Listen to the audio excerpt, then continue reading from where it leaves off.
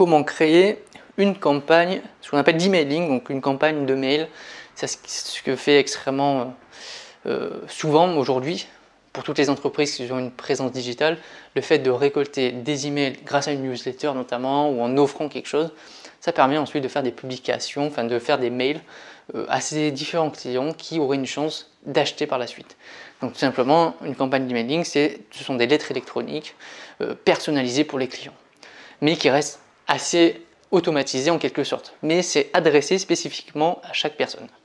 Donc, première chose, déjà on va faire une phrase d'accroche saisissante, c'est-à-dire que il faut que le lecteur il puisse ouvrir le mail. Aujourd'hui, vous vous rendez bien compte que on a beaucoup de spam, on reçoit énormément de mails tous les jours.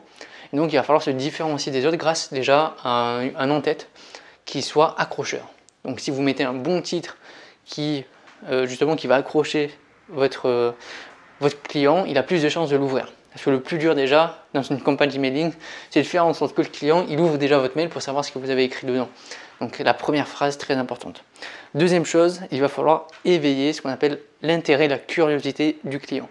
C'est-à-dire qu'il va falloir mettre en avant dans son mail par exemple une problématique qu'il pourrait rencontrer et mettre en avant toutes les questions que beaucoup de gens se posent et que lui-même, le client pourrait se poser. Donc ça va éveiller un peu son intérêt parce que peut-être que cette question il se la pose aussi. Et donc, il va peut-être du coup s'intéresser à votre mail et poursuivre la lecture.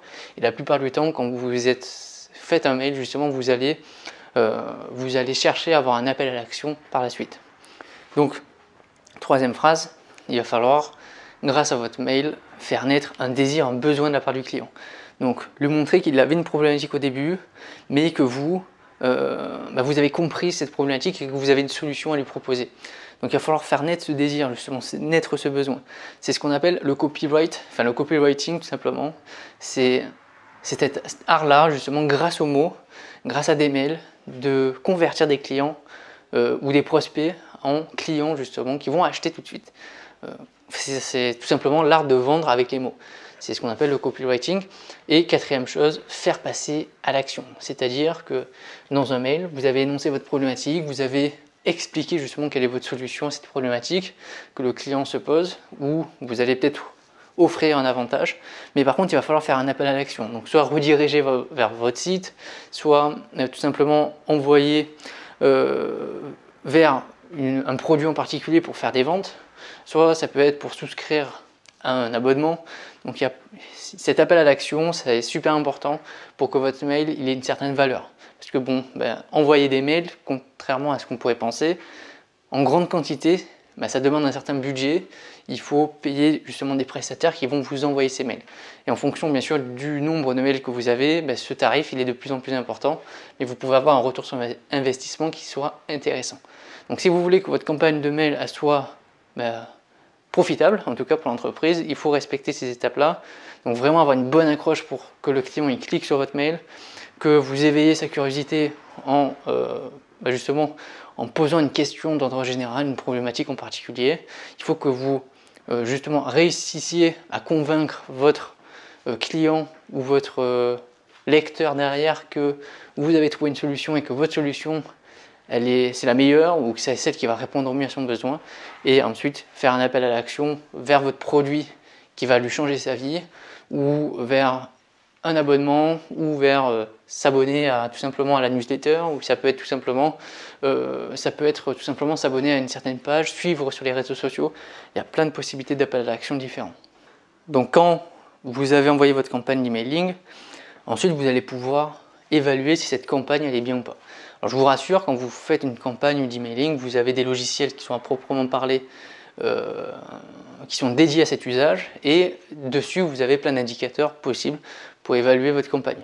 Mais en BTS, vous pouvez calculer de vous-même justement différents ratios.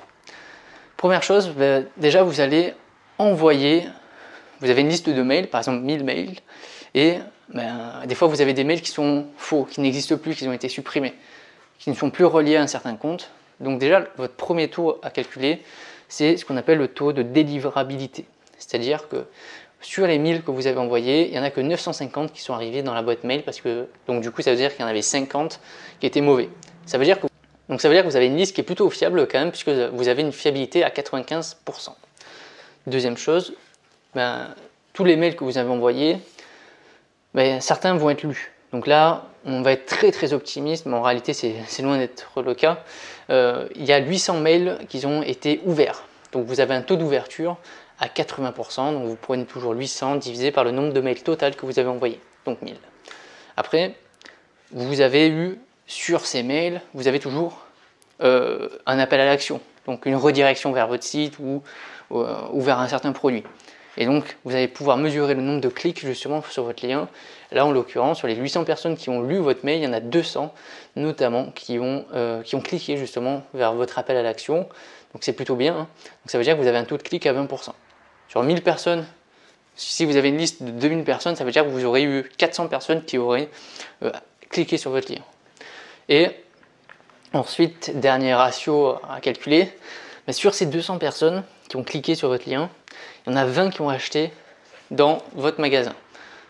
Alors soit physique, soit virtuel, la plupart du temps c'est virtuel dans une campagne d'emailing, mais en tout cas, vous avez un taux de conversion du coup de 2%. C'est-à-dire que si vous envoyez 10 000 mails, vous aurez 200 ventes sur votre site, ce qui est plutôt bien. Alors le taux de conversion, c'est plutôt un taux de conversion qui est un peu élevé, ça dépend. Des fois, il y a des campagnes qui oscillent entre 0,5% et 5% de taux de conversion.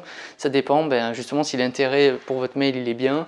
Ça dépend bien sûr de votre fiabilité de liste. Si vous avez récolté beaucoup de mails, mais qu'il y a très peu de personnes qui en fait sont vraiment des clients potentiels, qui se sont juste abonnés par curiosité, là vous n'aurez pas forcément des bons résultats par rapport à votre nombre de mails qui sera envoyé. Donc d'où l'importance d'avoir un bon travail en amont sur votre liste de mails que vous avez récoltés.